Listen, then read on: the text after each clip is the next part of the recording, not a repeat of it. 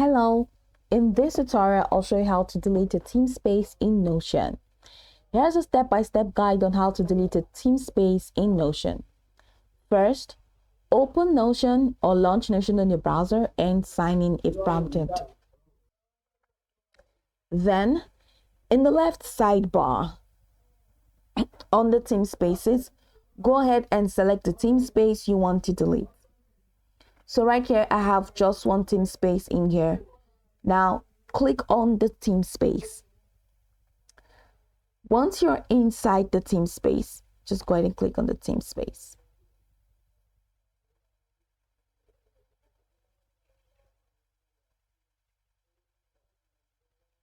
Team space home. So once you're inside the team space, go ahead and click on the team space name at the top left corner of the page. Okay? Or just use the three dots menu that is next to the team space name. So this is the team space name. Now click on that. And now you can use the three dots menu next to the team space name in the sidebar. And once you're done, go ahead and click on team space settings. And once you click on team space settings, head over to the general tab. So here we have members, you have security, you have general. Now go ahead and click on general tab and scroll to find the danger zone. So over here you have details, you have permissions, you have danger zone. Now you cannot leave the team space because you are the owner of the team space. All right, but you can archive this space. Now on the danger zone, there's no option for you to delete the team space, but you can archive the team space.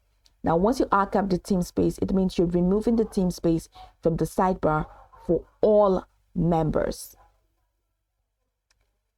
That's one way to go about that. Then the next way is to just head over to the sidebar and move your cursor right next to your team space name and click on the three dots icon and click on archive team space. Or head over to team space settings and it opens up the team space settings window. Head over to general and click on archive team space and remove the team space from the sidebar.